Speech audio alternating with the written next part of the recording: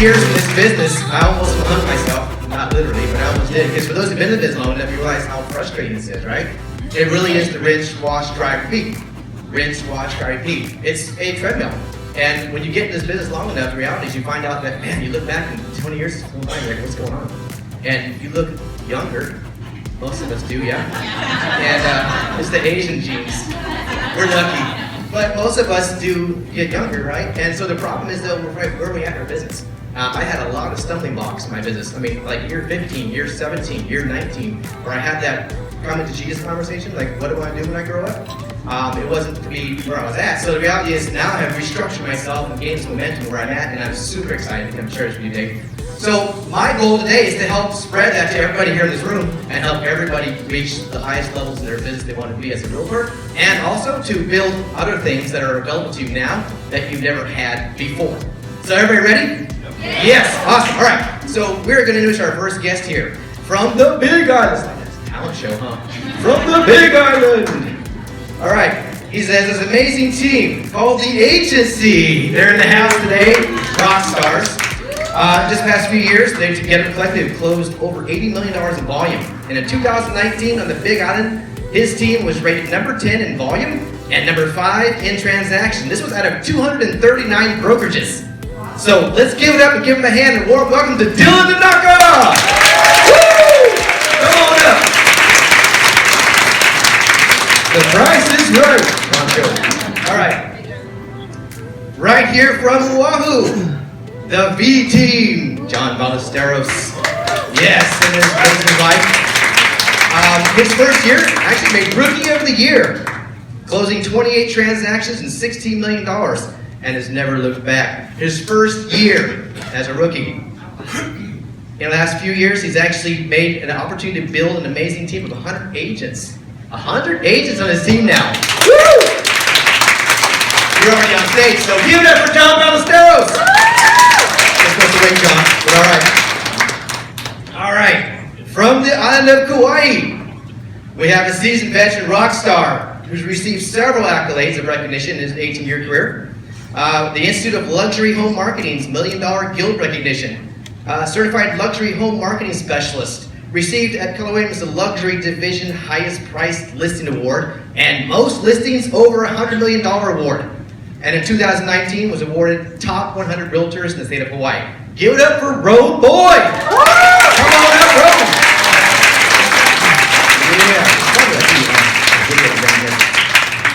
We have a technical here. See, we need an extra guy here. Sorry. I'm the wrong agent for this. There we go. All right. Now, next, we have from the island of Maui. Yeah, there we go. Another amazing rock star, 18 years of experience, was either the number 1 or always within the top 10 of every brokerage that she was affiliated with. And she ventured to branch out and start her own company, Pinnacle Realty Group.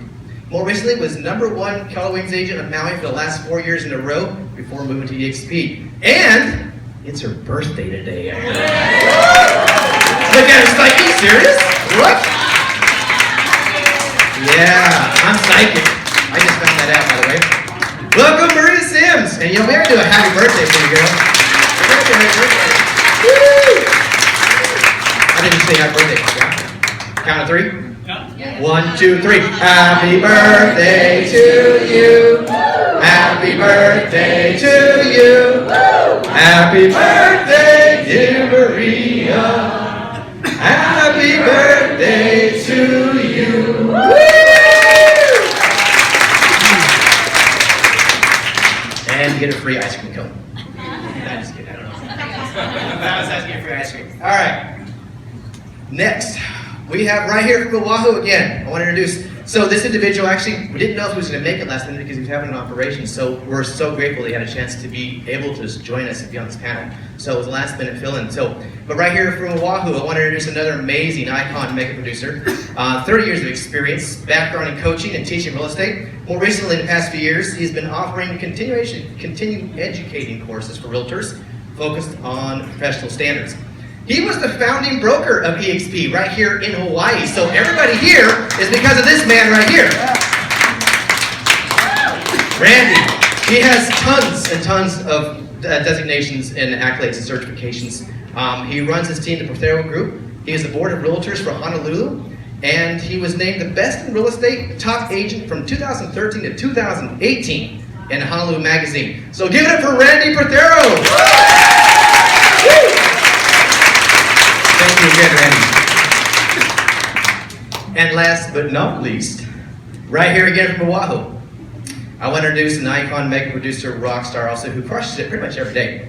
Not pretty much, yes, every day. She has a team called Oahu Lux Homes, and just alone her personal production does $30 million. And might I add, she's a full-time mom. Any full-time moms out there?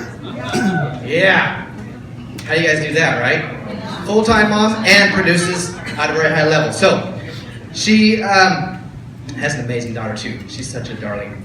Anyhow, I want to introduce Ashley Wasson from Oahu. Come on up, Ashley!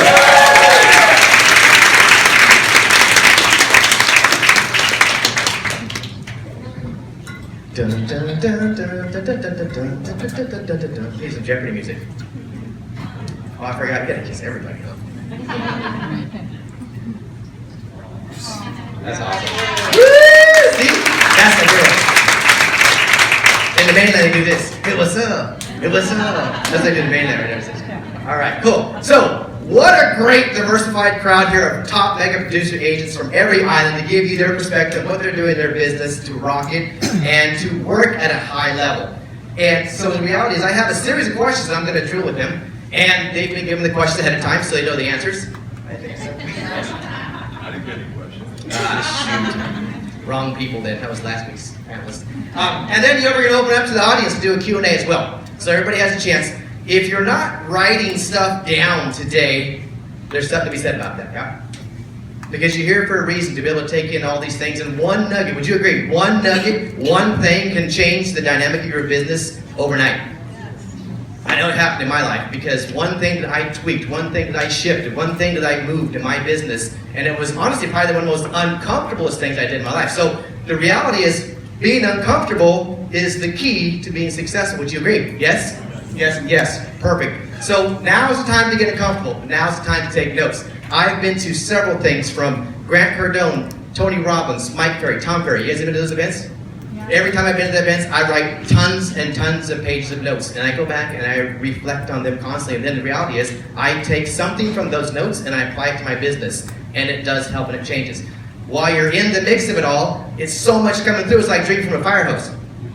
When you get back home, you get to look at some of these notes and review them, reflect, and get the idea to put them into your life and implement them. So, writing is important. That's the key. Okay, so we're going to start off here with some questions. And where did the microphone go? It should be here. No, we have another one. Oh, it's over here. Stay in. Sorry. Oh, there it is, right there. Perfect. Dylan's got one. Here's the button over here. Cool. There we go. Testing. All right, so you're starting. Whoever got the mic gets to start. Okay, perfect. So we're going to start with a real simple one. Dylan, what was the first year you started real estate? That's not simple, it's complicated for me. I was first licensed in 04 during college. My mom has been a broker for years and she forced me to get my license, so I listened to my mom and I did it. And did it for like 4 years part-time when I was in college. Decided I want to do some other stuff in life and then came to my senses in 2015 and came back to doing real estate full-time. So really I've just been doing it full-time since 2015. Nice. What was the question? Did you take your medication today? What year did you first start real estate? I got my license in 2015.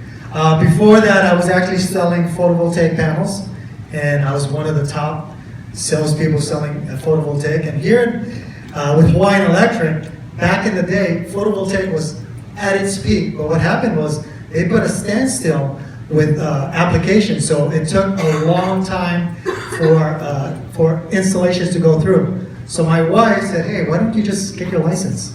So in 2015, got my license, and I tapped into all the homeowners that I knew. So my first year was in 2015. Well, that's going to be a short answer. It was 1994, which probably makes me feel pretty old. Pretty young. Pretty young. Okay, here you go. So I actually had a come to God moment. In 2002, I was doing technology consulting, and I was hiking in Kauai along a really, really cliffy trail, and I ended up breaking my ankle. And I was so burnt out in technology, and I said, God, if you can get me off this mountain before it gets dark, I'm switching careers. And so a helicopter shows up. My husband had gone back and actually got them, and a couple firefighters hanging on, and got airlifted off, and it was all good. Firefighters, there we go. What year was that? Yeah. 2002. I originally got my license in 1982.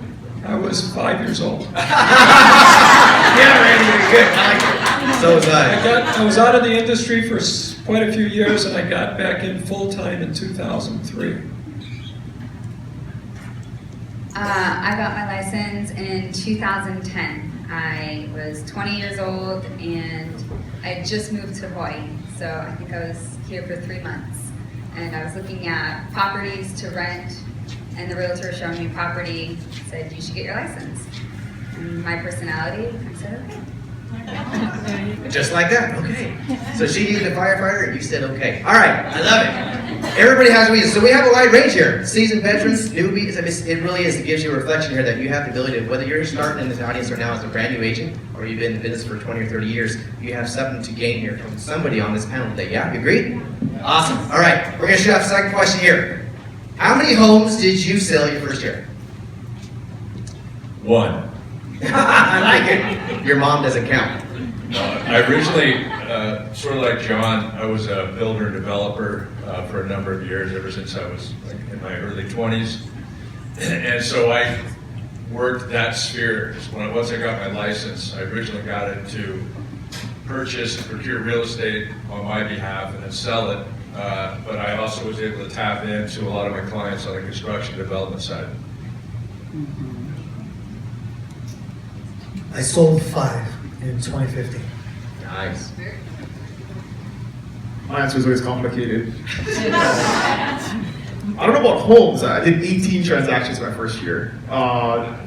Mainly because I was willing to hustle. And if you understand the Big Island, there's land in the south part of the Big Island that you can buy an acre of land for 5, 10 grand, 20 grand. And I was blessed coming into a family business there where I had some business going on already, but then I had a lady that was retiring who wanted to give up, she was like the queen of South Corner, trying to give up all her listings, and nobody wanted to take them because they were too good to hustle $10,000 ocean view lots, and I was like, I'll take them all. So did 18, probably 10 of them were like less than $50,000 transactions, but again, it gave me a lot of experience and client referrals and future business, so it definitely paid dividends in the future.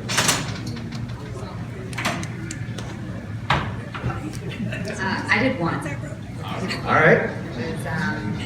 I was isolated in Haulula, and I'd only been on the island for 3 months, and I only knew 1 person on the island, so and she was too young to buy 2. That was the person you sold to. The only person you did. So I had to start from ground zero and try to meet people. I think I did about 12 my first year. Second year, I was the top agent in our office. I did 12 as well. However, I was in Chicago. It's a little different market there, a lot more inventory. So, and I was consulting at the same time as well. Awesome. So 1 to 12 to complicated at the end. I like it. So we got a wide range here again of people in the first year of business did what they had to do to create systems and create, whether it's 1 deal or whether it's 12. And most of us, I know some realtors, if you ever notice the averages for NAR, by the way, National Association of Realtors, 2.5 deals a year. Isn't that scary? 2.5 deals a year. So the reality is you guys are rocking it. Okay? But take into account, they are counting people that are part-time and stuff in those things, so it does kind of screw a little bit of the averages, but the reality is still 2.5 deals a year. That's honestly pretty low. So you guys have done exceptionally well, even in your first year, so thank you. What was your proudest moment in real estate? Complicated. It's kind of complicated, but Probably convincing my brother to get his license to come work with me because he's a total rock star and kills it on the team. So definitely getting the critical to what we do on the Big Island. Awesome. I think my proudest moment was in 2017 when I got invited to a lunch and learn, and it was right before Thanksgiving. My wife and I went to right in the Impact Hub, and we met with Shireen and basically found out about this lunch and learn, about this huge opportunity called EXP, and we basically prayed about it. God opened the doors, and we never looked back. So that was my proudest moment. Amen.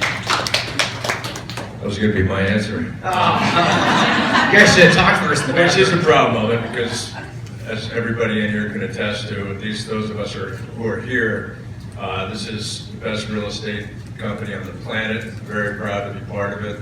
It's been 2 years for me now. Never looking back.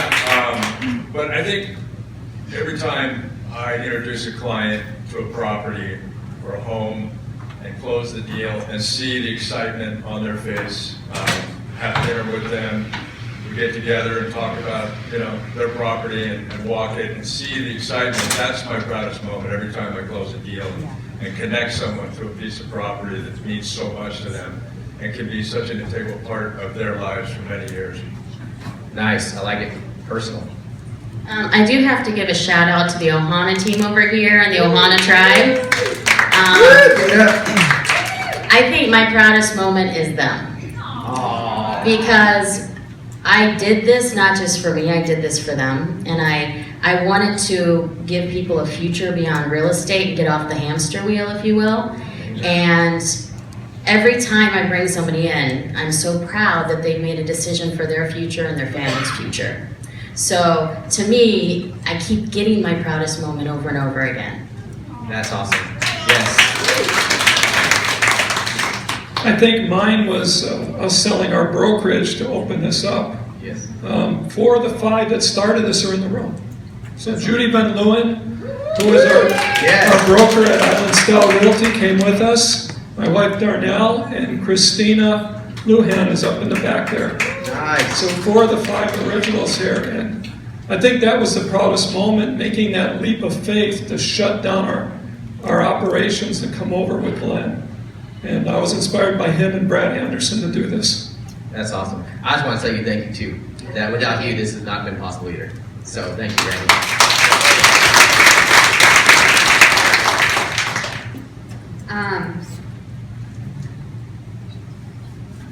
I would say out of all little things to be proud of, a certain person that sticks out to you or a moment, I'd say my proudest is that when it all clicked, because I did 1 transaction my first year, and the next year was a bit harder, and then the 3rd year it clicked and I didn't give up. And I'm so glad because it just propelled from there. So I'm just proud that I held out. That's awesome. I can let everybody attest to that, yes? Because this real estate game is one that you must run the race. It's not a marathon. I mean, it's not a sprint. It's a marathon. Saying that backwards. It is the slow and grow game. So you cannot quit. It takes thick skin. And the reality is the roller coaster will come and go. The ebbs and flows will happen. The ups and downs will go and hit you. But why are you still going at it? And that honestly hits the home. So I appreciate that. Thank you. All right, we're going to shift a little bit here. What is your best year, either income or GCI or units, you did in real estate so far? Best year was 2018 for me. You're supposed to talk about dollar amount? Whatever you feel comfortable with. Let's put it this way, it was my first time into the top 100. That was a great achievement, something that I had set as a goal and attained. The proud moment was really, really happy to make that accomplishment. Looking forward to more. Awesome. Our best moment was in 2017. We did 48 transactions. Nice. My best year is definitely 2019 after coming to EXP. And just to be clear on that, this is what you gotta tell people. I didn't do as much GCI, but I did way more NCI, right? Because I was in EXP and I was at 100% for 8 months, and it's a total game changer. So you don't have to produce as much to keep more, and that's pretty important. That's business, right? Bottom line. It's not bottom line, it's always bottom line business.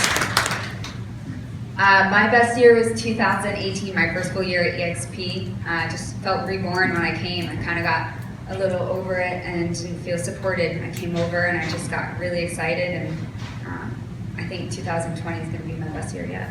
Yes. I think it was 2016, my first full year here, and we sold that the Ganser estate, which was the biggest sale on Hawaii Lower Ridge, because we were with EXP Realty.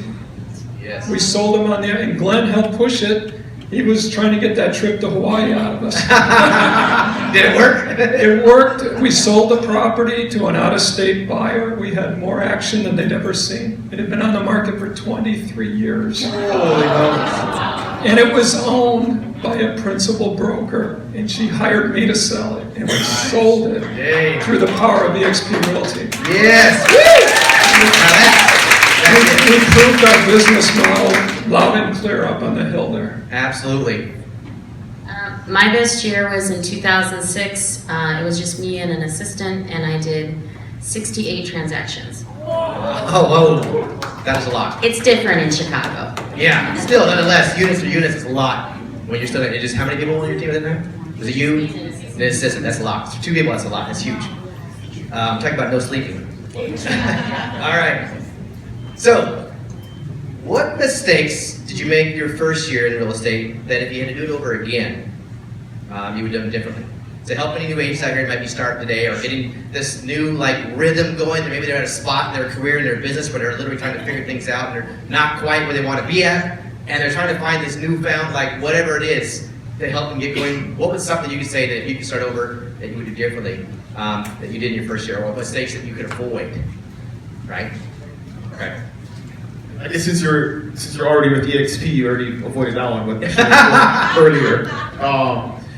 I think for me, and this is developed over time, is systems. Having systems to follow up, track people, advertise. Most of what we do, or I do anyways, is online lead generation. And in order for most people hate online leads because they think they don't work. But if you have a system to follow up, track, and retarget folks over the long term, you can convert online leads pretty successfully. And it took me time to learn that, but I would have definitely focused more time on getting smart on that and becoming an expert on doing that piece of the business when I had more time and I wasn't doing as much business, to have really dialed in solid systems. And those have developed over time, but I would focus on that early and not try and figure it out when you're busy trying to show property and close escrows and do all that stuff when it distracts you from having good solid systems. So the foundation of systems helps. In the beginning, I would have focused more on that. Awesome, thank you.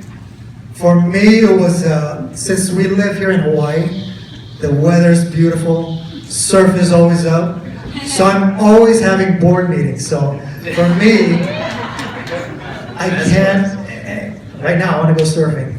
So for me, my weakness is going in the water. So if I don't organize my time, I can get distracted and always be in the water. So for me, my tip would just be organized with your time, because with that, that's where you're going to start being productive.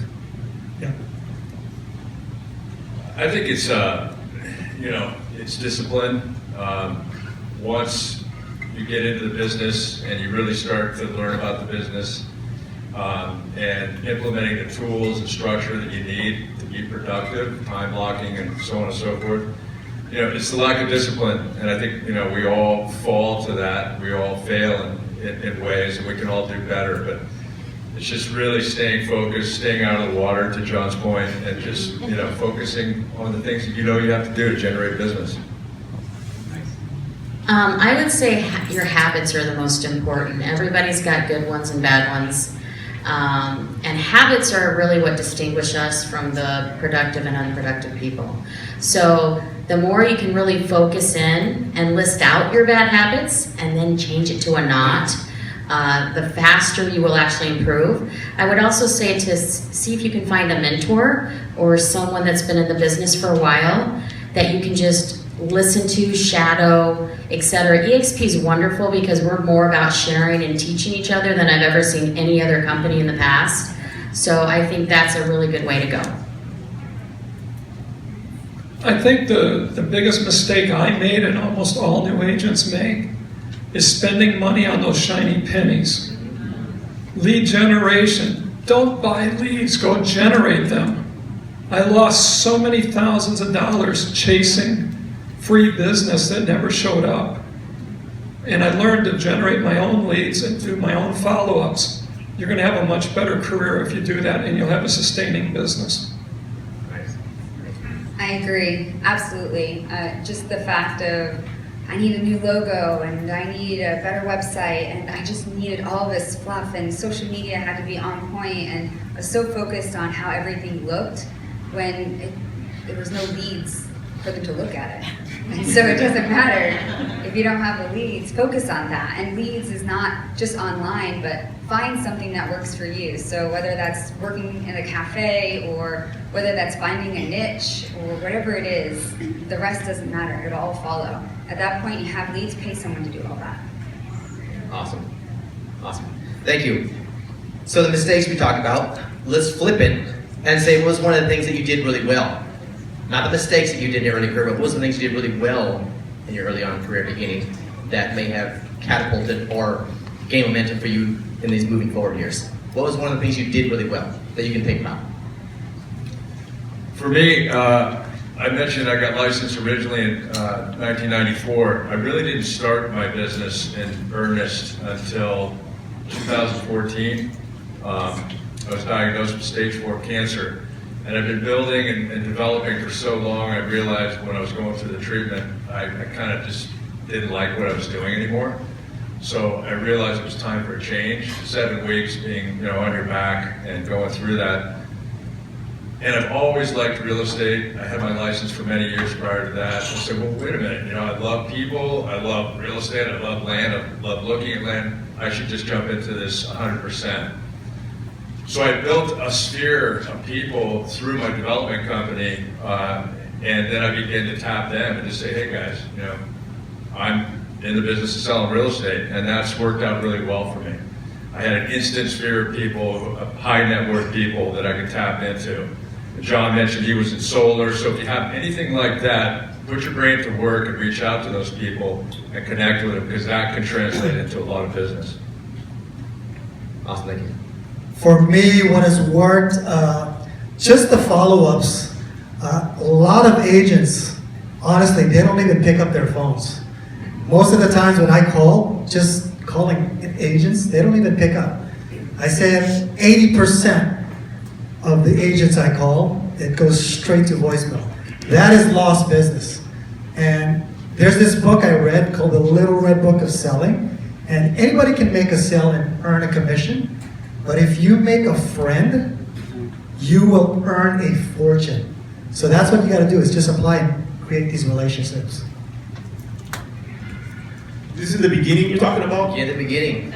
I think, I'm maybe lucky that I didn't have a discipline problem. I'm over-disciplined. I have a very routine kind of life that I live. And in the beginning, I was super disciplined about treating real estate like a job. And that's the biggest failure I see amongst new or even seasoned agents who aren't doing that well, is they treat real estate as a part-time thing that kind of makes them a little bit of money, but it's not a career, it's not a job.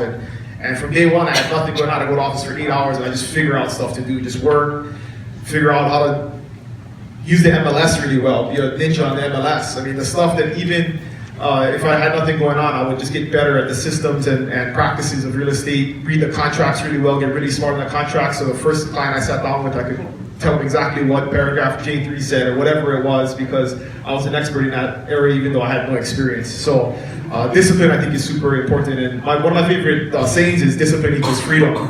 And the more discipline you have, the freer you are in other areas of your life. And one of the areas that I apply that, which is real simple, is I love to eat ice cream and candy, so I exercise every day so I don't get fat. Pretty simple. I like that. I work out just to eat. I like it. I treated it like a business. So I woke up every morning and I went running on the beach. I had my coffee, I sat down and I watched webinars. And I just constantly try to educate myself. So I was always educating myself. I had a really good diet, and also I worked super hard on trying to provide value to people instead of expecting them to give something to me. So whenever I approached anybody, I just wanted to help. If I went by and I saw someone that needed help in a yard, I would literally pull over on the side of the road and just help them get their stuff out of the car. And that's how I got one of my clients. And actually was an investor. And so I'd say the biggest tip that I got from watching those videos was finding a niche. So whether that's geographic or demographic, you have to find something that you can focus your energy onto. So Hawaii, it's such a small island, but just maybe a certain area that you just know really well. Don't limit yourself there, but just know it really well. Mine happened to be a demographic. So although that changed over the years, I've landed on investors. So I've been able to really nurture that and leverage it. Well, the one thing I did do right after I wasted thousands of dollars was I did a lot of the free, cheap, and easy. Number one, never be a stealth agent. You see that name badge? That thing's on me 7 days a week. I go to Walmart, I got my name badge on. My car, if you haven't seen it, it's in the parking garage. I've got a big semi-wrap on my car with eXp Realty. Everybody knows what I do for a living. Everywhere I go. I'm up at the gun range at Schofield, they all know I'm with eXp. If I'm out at the soccer fields, they all know what I do. My first year in the business, I got pink golf shirts. So I didn't have to worry about my uniform. Every day I wore a pink golf shirt with Randy Prothero Century 21 embroidered on it. And it was just a question of, do I wear the blue one or the green one today? 7 days a week, didn't matter where I went, that pink golf shirt was on me. Everybody at Walmart knew what I did for a living. And that's the biggest mistake I see new agents do. They walk around, you do not know what they do for a living. Their neighbor down the street doesn't know what they do. I parked my car out in front of my house. The very first week, I put magnets on it. Everybody told me, don't do it. You'll ruin the paint, kids will steal them, they'll fly off on the highway. First day it was parked in front of my house, my neighbor rang my doorbell. He was my first buyer. And I sold him a very large house by Milani Golf Course. A month later, every agent in my office, including the broker who told me not to put the magnets, had car magnets. You should have bought a bunch of them and started selling them. Make some profits. That's awesome. So I started in 2002, and back then, believe it or not, a lot of people didn't have websites. Most people didn't have a CRM. So one of the things that I think agents try to do is they try to be like everyone else. And granted, people have done things before, but you should really try to play to your strengths. So I'm a geek, so technology for me comes easy. So I really play to that strength. So when I first started off, I had the website. I did a lot of expireds and FSBOs. And I really marketed that way. I wasn't originally from Chicago, so I didn't know a ton of people. So I had to reach out and grow my business that way. It was easier because there weren't 10,000 websites all for Chicago. Back then there was a select few. But now you just have to find your niche and find your area. And what you're good at, get really good at it. Because here's the reality, if you're good at it, you probably like it as well, and you'll want to do more of it. If you force yourself to do stuff you don't like, you're just going to get miserable. So find what you like and just keep doing it.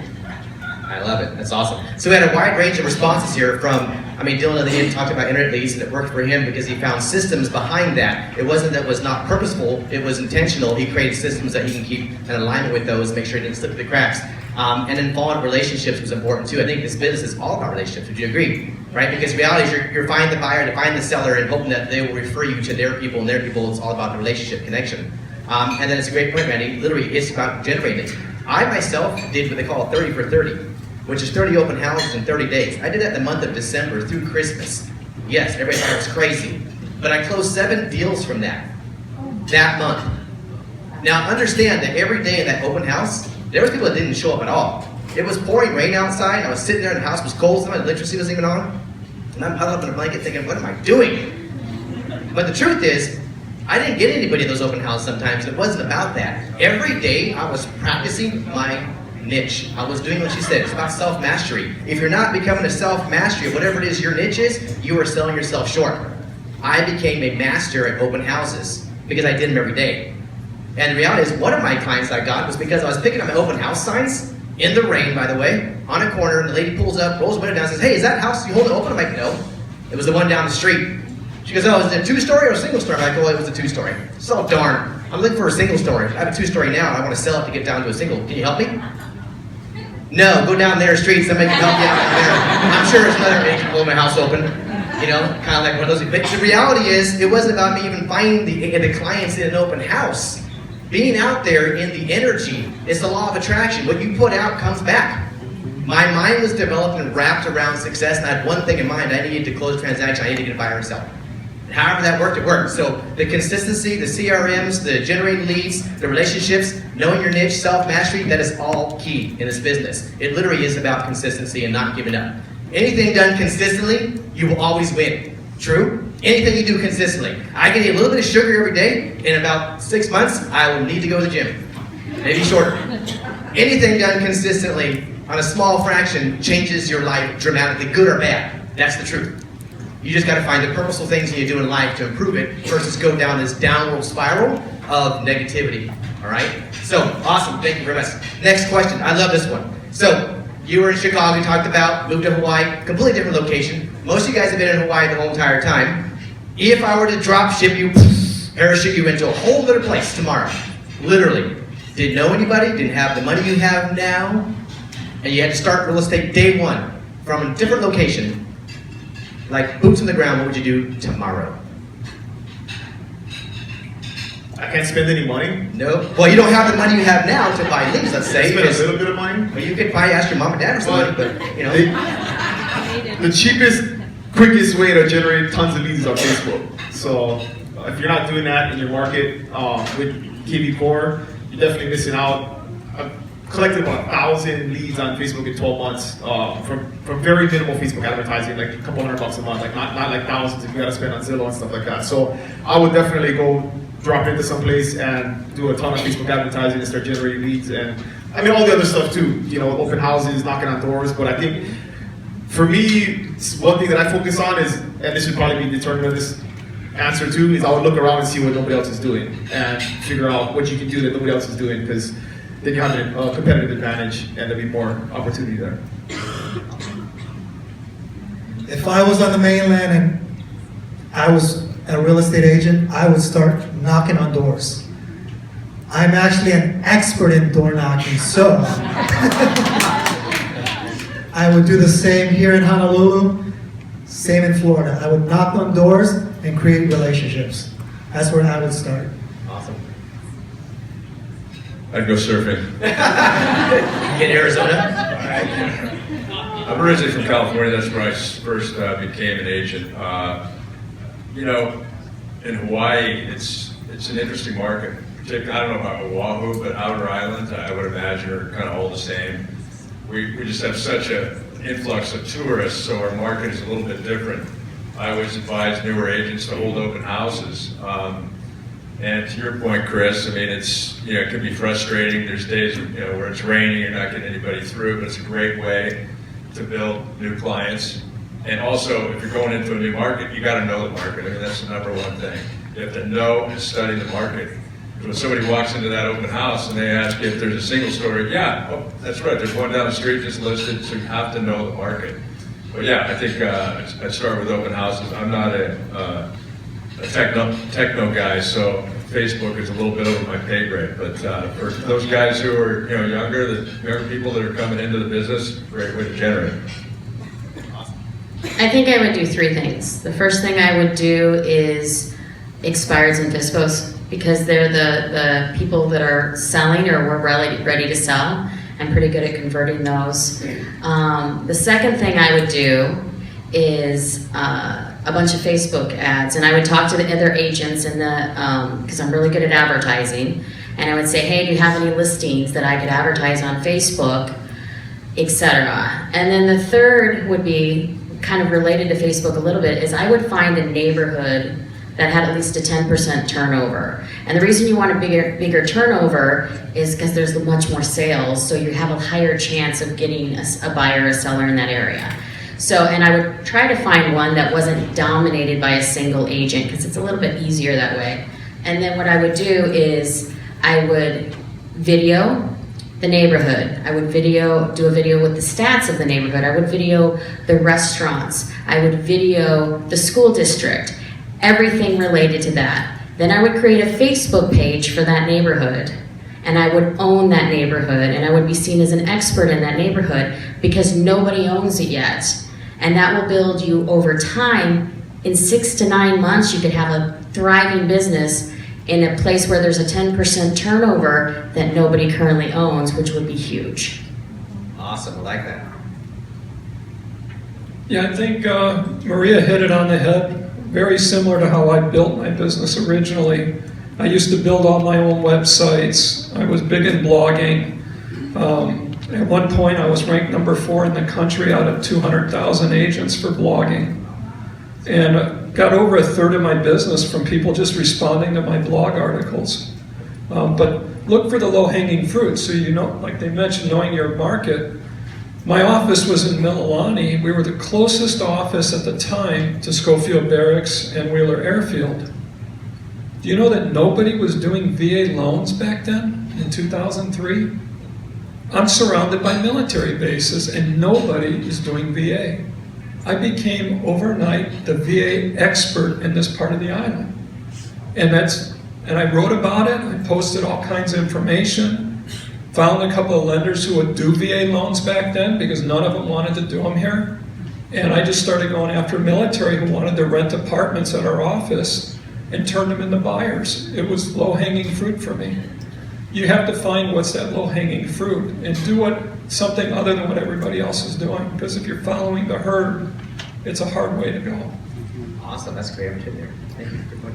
I think the common scheme here is to immerse yourself into the market and understand what you're getting into. For me, I would find out if I'm in an equity state market or if I'm in a cash flow state market, and I would find who the key players are. Because I'm an investor, I would find the investors that are, if they are house flipping. I would go to their meetups. I'd go to all investor meetups, and I would just start kind of seeing how they're investing in real estate. What's the ROIs that are important to them, rate of returns, and then I would either earn their trust, again, trying to provide them value, trying to expect nothing in return. And if I couldn't earn their business because they've already had a realtor, I would form new investors. So that's what I do with my clients. I educate them on how to build wealth through real estate. So I would make my own investor pool, my sphere. I would also definitely door knock. I would door knock street front homes. So I'd find the busiest streets in the market that I'm in, and I would door knock them, and then I would mail market them. And I would do that every month, off and on. Mail and then door knock. So that way when I got the listing, my for sale sign would be right there in the front. It would make it look like I'm doing more business than I am, because people would always see my face and put my face on things. As embarrassing and stuff as it is, it makes a difference when I put my face on my for sale signs and my cards, because I was always, oh, I don't want my face out there. People are gonna, my photo is 10 years old.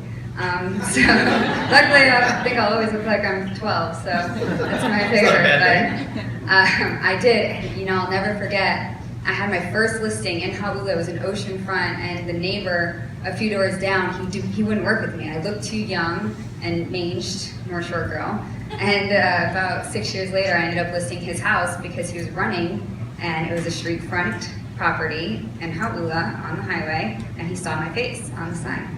And he's like, I saw 2 of your signs recently. You must be doing really well. That's my only 2, but it looked like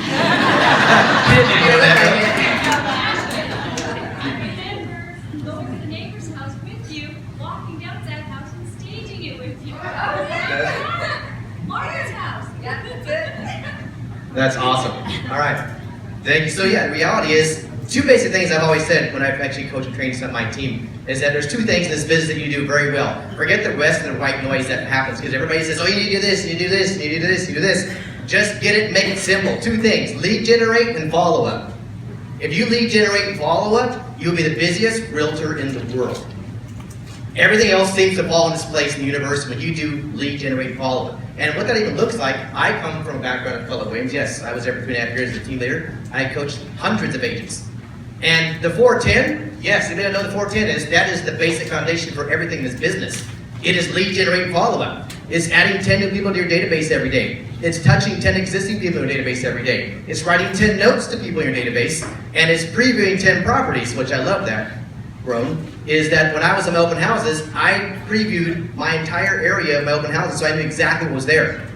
When somebody walked in and said, this house is not for me because I'm looking for this, this, and that, perfect. I knew exactly what you're looking for. And if you want to hang out for about 5 more minutes, I'm going to pick my signs up and be done. I'll take you over there right now because I knew my market. When you don't know your market, they look at you differently. And I don't care who they're working with, when you are that professional, you know your stuff, they will be 100% ready to get on board with you because you're that much more professional and you know your stuff. So it's about doing that. So thank you very much. All right, moving on here. You getting some good stuff here, you guys? Yeah. All right, nobody's asleep yet, right? Cool. All right, so we talked earlier about the lead generation piece. What is everybody's lead generation source and how often do you do it on a daily basis? Like, what is your regimen around that? Yep, go for it. Today, my lead generation source is probably not going to be too helpful because it's all repeat referrals. So I nurture my database. I really spoil my clients. Like I said, I try to educate everyone on how to build wealth through real estate. So every day I'm touching base with those, whether on social media or on the phone, and I'm constantly brainstorming with them, even if they're on the mainland and they're never coming back to Hawaii. I'm that source for them. I'm that resource when they're buying a different property anywhere. So when they have friends and family, they think about me in Hawaii. My team, however, I truly believe in open houses. Everyone that I have ever mentored, anyone ever been on my team, I pretty much only build the team because and have listings for open house leads. Those are you have 2 different types of leads. You have your METs and your have-not METs. And your METs are a lot easier to convert than your have-not METs. Those are your online leads. When you make that impression face-to-face at an open house, you convert them so much faster, usually, of course, but you've built a relationship with them, and I find that to be the most lucrative lead source. Of course, there's others, like open house, door knocking. I also did really well with door knocking as well. But you have to be consistent. So if you door knock, pick 3 areas, 3 little streets, and then you have to do it every month. And then try to combine that with some mailers. And I don't believe in snail mail. I think it has to be ugly, honestly. That's another lead generation source I'm doing right now is the ugly mail campaign. And I got it from investors that I work with. It's yellow, it's got hideous print. You're like, God, why would anyone? This person doesn't have taste. It's not glossy, it has nothing pretty on it whatsoever, and it's got a higher opening rate. It's something I learned from investors who want to buy ugly houses. So we're about to launch that, and I think that that's going to be a game changer, so I can give those to my investors, because ugly mail cards will probably attract ugly houses. My theory, at least. I focus heavily in my community. I try to be the most recognized realtor in Mililani. I have that giant eXp Realty tent with the 16-foot flags coming off of it.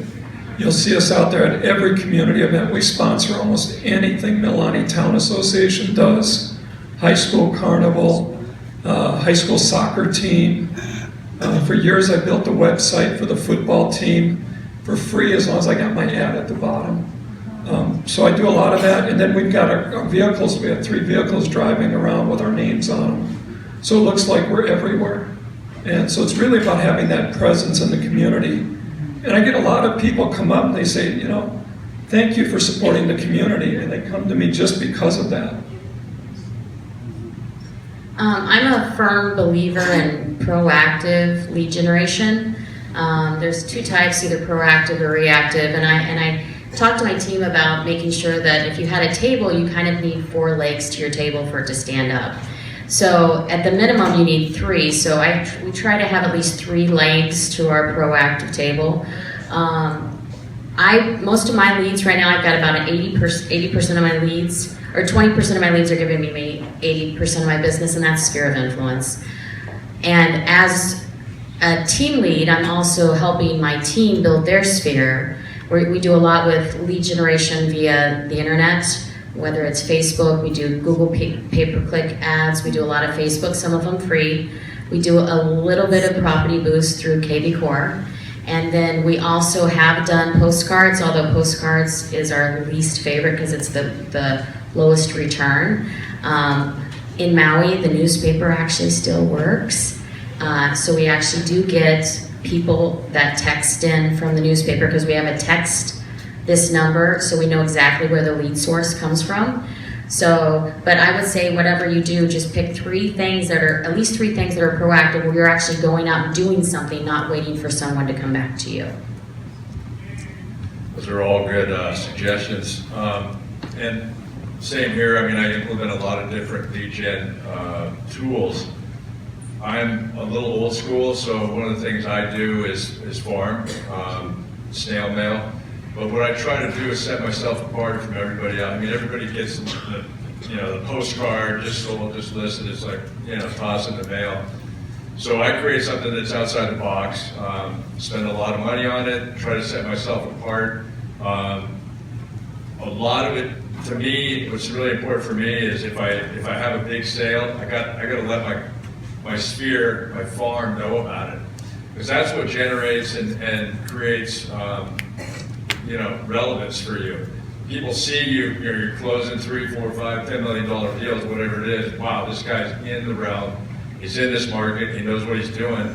And you create confidence with those people that you're reaching out to. So that's worked well for me. I do it all the time. But my piece is always different and special and set apart from everybody else. For me, we use a lot of KV Core. So for you EXP agents, if you guys have not used KV Core, use it and utilize it. That is going to keep you organized, and that's going to keep you from organizing all of your contacts. So that is very important.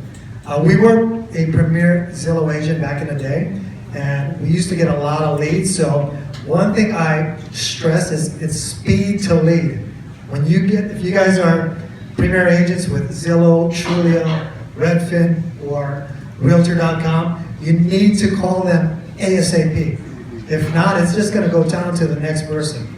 So it's very important that you always have to call as soon as possible.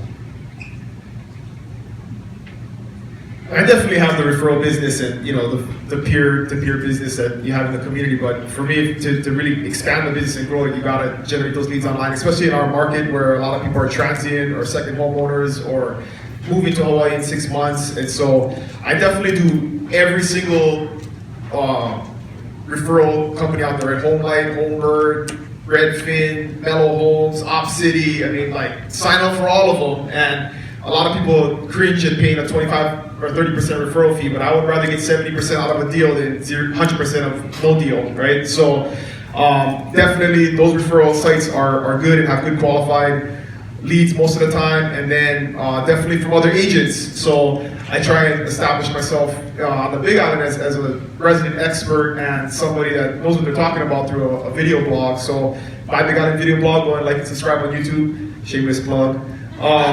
But that is one way that I can reinforce when I generate a lead from any given lead source. Once they go into KV Core, which will also send them updates and touch them every once in a while when you're too busy to do that, but also gives them a source of information that they can go to and then build a relationship online. So I may never actually talk to them. They may never answer the phone call. They may never answer the text or the email. But if they connect with the video blog, whether it be on Facebook or via email, because you're going to get my email every week too with that. Once you go into my database or you subscribe to the YouTube channel, you're going to continue to get that. And when people are ready, 6-8 months, my longest contact to close was 720 days. So some dude that contacted me, over 2 years ago, followed me online for a year and a half, and then 6 months out said, I'm ready to come to Hawaii and buy. Came out a couple times and ended up buying 2 properties within 12 months. But if I hadn't had that system of following up with them over time and not just throwing away that online lead because he answered the phone or the email the first time, it's business that would have been lost down the pipe. So definitely, I think in the Hawaii market in general, online leads are important because a lot of them are coming from somewhere else. They're not in the community buying necessarily. I don't know what you guys, but like less than 10% of our transactions are like local folks from my town, which is sad, but it's the reality. It works. Yeah. Awesome, great response. So everybody, wide range here, either it's internet leads, relationships, community, connecting to referrals, all of them work to get your business going. Reality is whether you're a beginner agent and you got 1 to 10 deals you're closing for a year, or you're a mega agent, you're closing 40 to 50 to 60 deals a year, the reality is to make the next step in that realm is leverage. I always like you're doing 2 things in life. You're either increasing your efforts year after year, 100% of your own efforts, or you're increasing your leverage capabilities. The leverage capability is what takes you from 40 deals to 80 deals. From 80 deals to 120 deals. When you want to get to that range, that arena, you need to learn the power of leverage. And that's a whole nother game. But the reality is that's what takes you to the next step. Anyways, great response. Thank you so much. Give it up for these guys. Give them a hand. Great responses. I want to open this up real quick for the audience. Anybody in the audience have any questions for them to shoot at them, target them, anything? Go for it. Maria, can you talk about... Thank you. Good morning. It's my Barry White voice. Can you talk about when you talked about the strategy of finding neighborhoods with high turnover and that whole string you went through? How did you approach that and how did you analyze to find those neighborhoods? So what you need to do is you need to look at the sold properties over the last 12 months. You can also go back 24 months, depends on how the market conditions are, if we're in a recession or an incline.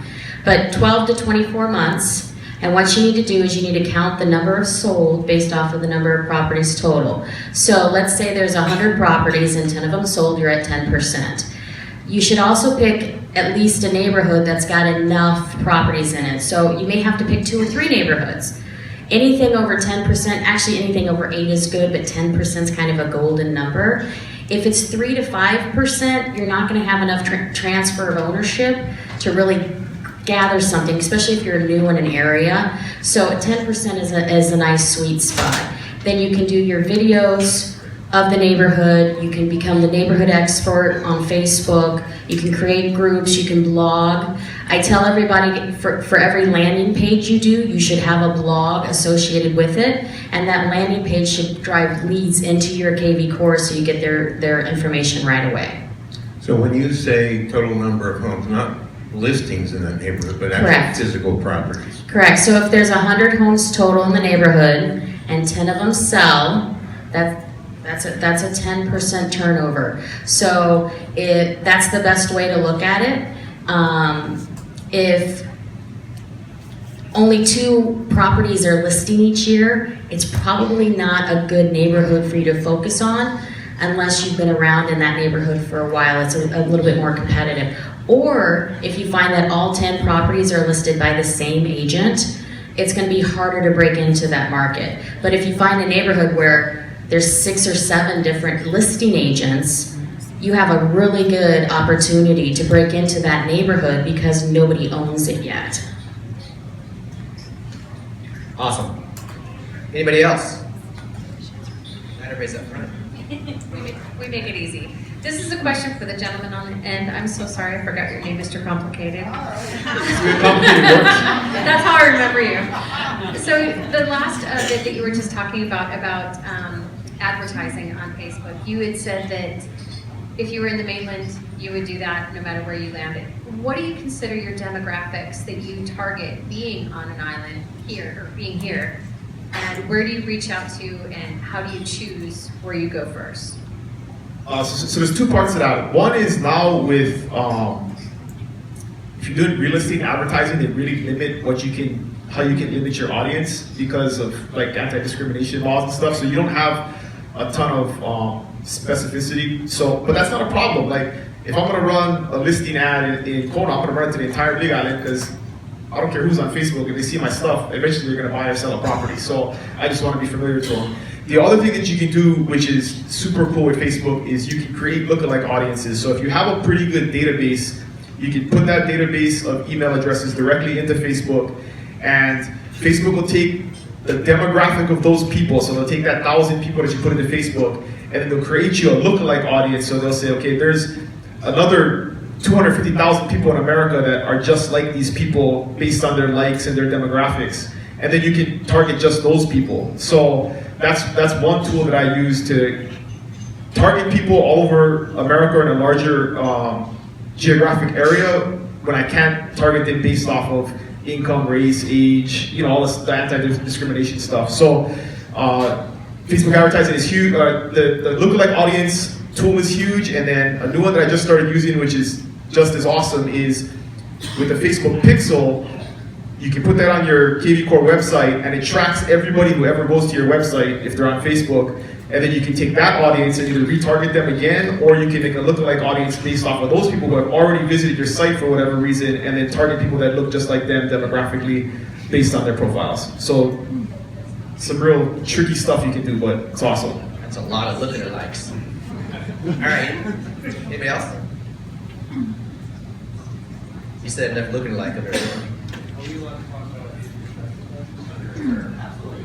I guess I'd be curious just about like what you guys are doing for agent attraction in different islands. For me, it's pretty simple. Luckily, I love my team. A lot of them follow me to EXP out of blind faith, and so I thank them for that. But now when people are seeing what we're doing, I don't do a whole ton of like recruiting, right? It's agent attraction. That's the term that we use, and so far it's been. We just do a good job. We work hard. We be good agents in a transaction, right? I want people to have a really good experience, not just my client, but the other agent. So that they ask you, well, what's this EXP thing that you're doing? And then you can talk to them about it. And to me, the simplest thing I use is I ask people 3 questions, and I do this both ways, when it's an agent thinking about joining or when it's a broker trying to recruit me, because I'm sure everybody still gets recruited by brokers, right? I ask them, so at what point do I get to go to 100%? The answer is usually never, right? So at what point do you give me ownership in this company? The answer is usually never. Or if you're asking an agent, right, at what point does your broker give you ownership in the company? They're going to say never. And then the third question is, if I bring my team of awesome people with me, at what point are you going to help, or at what point are you going to share the brokerage dollars that you make with me as part of the revenue that I get to keep?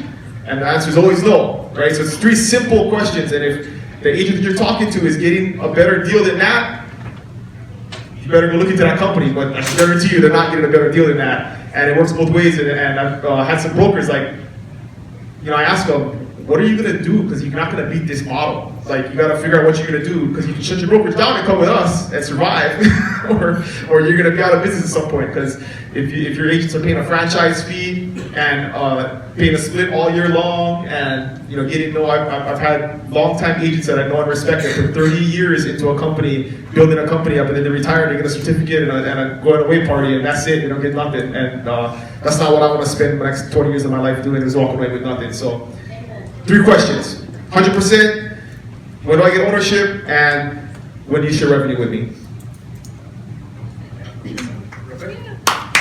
Yeah. For agent attraction, in 2017, we hit a peak, and then when we heard the model of EXP, we basically took advantage. Agent attraction for us, that is our exit strategy. So I've been approaching agents. The one question I would ask them is, hey, by the way, are you keeping your options open? I know you're really happy with your current brokerage, but are you keeping your options open? And from there, you would be surprised. A lot of agents are unhappy. So 5 minutes of my time, I will make the effort to go talk to them, take them out to coffee, and then from there, just explain the model. And just to open up the doors. If they're happy where they are, great. But if they're keeping their options open, that one question, I know you're happy with your current brokerage, but how are you keeping your options open? I've opened the doors to a lot of agents. In fact, I met Rome 2 years ago, and I used the same question. Called him in Kauai, and he was actually keeping his options open. He was at Keller Williams. From there, I think a month later, he joined. After him joining, he introduced it to Jamie Friedman. Jamie Friedman was his transaction coordinator. She lives on the mainland. From there, Jamie introduced to Karen Akadon. She lives in California, another agent. From there, Karen sponsored Kay Leonard, who's back there.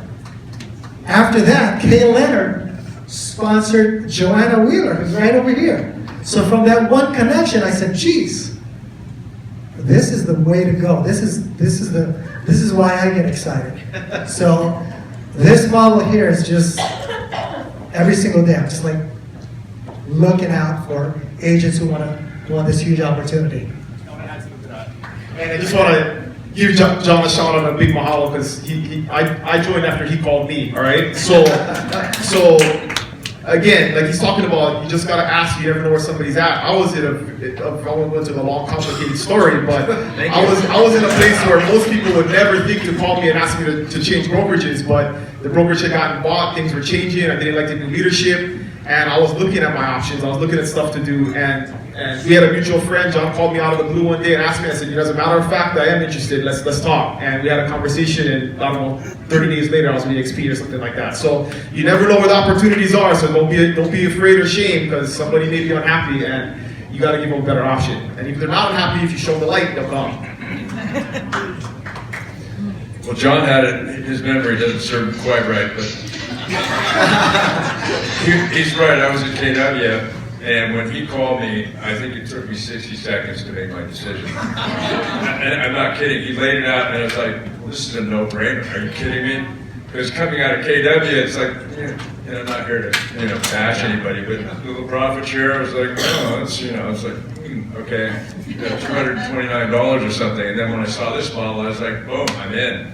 So most of the people that came with me were from KW also. But being on a small island like Kauai, most people are pretty entrenched with their brokerages, and they're kind of, they're standing pat.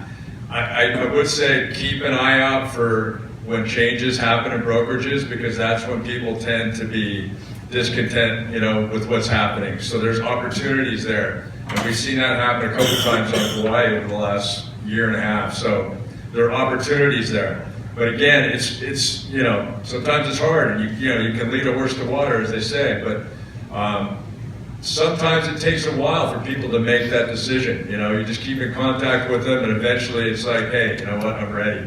And you just kind of nurture it, like you would a lead. So just stay with it. Awesome, thank you. Maria, you got some insight? Sure. So my highest profit share check with KW was $68. Woo! And my first, and I was with KW for 9 years, okay? Yeah, regret. Oops, did I say that out loud? My first rev share check with EXP was 1 month in, well, I guess it was like 40 days-ish, and it was $1,000. And then I got $1,100, then I got $3,500, and it just kept going from there. Results may vary. Results may vary. Thank you for that. Don't want to give them. But as soon as that happened, I was hooked. So what we do is I have an office in Maui, and we do either a lunch and learn or a happy hour every week. And we switch it back and forth because we get the people that like to drink at the happy hour in the evening, and then we get the family members that have kids at the lunch and learns during the week. And we pretty much make it as fun as possible. Everybody in my tribe invites people to the lunch and learn or the happy hour, and because it's so consistent, everybody expects it to happen. And we are very, strict. If you invite somebody, don't try to steal somebody else's invitee. But I feel in my soul that this is going to help people change their entire lives. So for me, it's the easiest product in the world, if you think of it like a product, to sell, because no other company is like this, and I'm just so blessed to be here today. Woo! Thank you. The revenue share and the stock was what was attractive to me. And the reason it was attractive, as a principal broker and an owner of a brokerage, I could never give that to my agents. And when I looked at this business model, I said, man, this is amazing. That simple act of generosity that Glenn did in the beginning of going with the revenue share changed everything in the industry. The stock ownership. I was one of the brokers who helped start the Keller Williams office here on Oahu. And we didn't have that. There was no ownership. As a managing broker, I was not an owner. And now I can give any agent who joins us ownership the day they walk in the door and they make their first sale. That's a game changer. When I got my first revenue share check and it paid my mortgage, that was eye-opening. There was a lady on the mainland when we were in Florida was talking about how this company changed her. And she was a part-time agent, but that extra money she's making is a huge impact on her family. Full-time mom, part-time agent. No other company gives her those sources of revenue that she's getting today. It's changing lives, and I'm talking about the lives of our agents. This is huge. And people who aren't seeing it aren't looking. There we go, thank you. I don't have a big downline, so. That's all right. Hey, you here though? Yeah, I am here. In fact, when I said that 2020 is going to be one of my best years yet, it's not just because of sales. Yes, I have systems in place now. I've got my Ugly Mail campaign. I've got really big things that are happening for me this year that should get me to double my production. But it's also that I'm now in a better place. I've adjusted to my single mom life, and I feel I'm attracting more agents who are just approaching me on social media, and I'm not approaching them. And I think that the number one thing when it says agent attraction is you don't have to approach people about the company. The company is awesome. I actually came because of the cap. Not that I'm about money, but I needed a certain switch in my life, and I was at KW for 9 years, and 7 years, and I wasn't getting any support, and so I thought, okay, the cap at EXP is 16,000, Keller Williams was 40,000, I'm a capper. I'll take that money and I'll hire my virtual assistant. And that was when I made my virtual assistant hire, and it changed my production. I doubled it that year. And so this year I'm gonna hire a physical assistant, which I'm sure will double my production, and now I can go horizontal. So now I'm excited because I am attracting agents to EXP, and it'll happen organically if you're happy. Awesome, thank you. And one more thing to add, and I think I can speak for everybody on the stage. If you need, one of the things I was apprehensive about in the beginning was this was hocus pocus, where it all sounded good, everything John told me, I believed him, but I'm a proof of concept kind of guy. I want to see it actually work. And for those of us who have been, I just made 12 months, but I can go to somebody, I can show them actual numbers, right? I can show them actual production, I can show them actual stock ownership, I can show them all of that stuff, I can show them revenue share. And I'm willing, and I think everybody else would be willing, if you have somebody you're talking to and you're new to the company or you're just not as confident about it and you want to show them proven results, I don't care whose downline they're going to be in. Like, I'm happy to help talk to them, answer their questions, answer their concerns, and at the end of the day, it's a great thing about this company, right, is that the bigger it grows, everybody benefits, because we all got stock ownership in the company. So I don't care if I'm, they're in my downline or if I'm going to be their sponsor. That doesn't matter to me. As long as the company grows, the company's successful, we're all going to be successful, and we're all better off. So I will definitely spend the time, whether it's in person or by phone or by video call or whatever it is, to help you with agent attraction if you need it, because that's one of the awesome things about this company is other people are willing to help. After week after I joined, Chris, who I'd never heard of or seen in my life, called me and said, what can I do to help you? And was there because he was in my upline and wanted to see me succeed, and invited me to events with Brent Gove. I don't know if you guys have been to a Brent Gove event, but he's a total, just amazing rock star in the mainland that puts on events for us to grow and progress. And there's a lot of people that care about you, and you're not left out there by yourself, which is the worst thing about the real estate industry, is that everybody's, it's every man for himself in most cases, and it's not with this company. So I think we're all willing to help with that if you guys need it. That's awesome. Yes. It's 100% true. One of the first brokerages I've ever been with, and I've ran brokerages too, and I've had my own place, I've had my own mortgage company and all of it, but you're right, like Randy, you can never give that to our people what we can give now. And we are changing lives, and that's exactly what it is. Tides rise all ships. That's exactly what this is about. Everybody here is designed, the first company designed where everybody wants to help everyone to succeed. Why? Because everybody in this room is an owner. Imagine if your email on your current company next week and said, hey, guess what? Starting next month, everybody's an owner. And everybody gets to share the profit in the office. Do you think everybody would be different tomorrow? Everybody would start acting, people would show up, come on everybody, call, let's go. We gotta go to TV, let's go. We gotta start producing more, right? Everybody would be helping everybody. Why? Because they have vested interest now. That is what we have today. The opportunity to be helping everybody. And that's why I come and do this, because I'm excited about helping EXP in Hawaii. Like, I want a sign in the middle of the lagoon in Waikiki that says EXP. Literally, I do. I'm not even joking. Glenn, can we work on that? But I mean, seriously. This is the reality. I want to create this opportunity because it is changing lives. I don't think about it as recruiting at all because I did that for years in my history of career. Now it's attracting. It takes the same energy to build a relationship with somebody as it does to go out and get a buyer and seller. Actually, it takes more energy to get a buyer and seller. Would you agree? More energy to get a buyer and seller than it is to go talk to your colleague who you rub shoulders with, who, by the way, know, likes, and trusts you.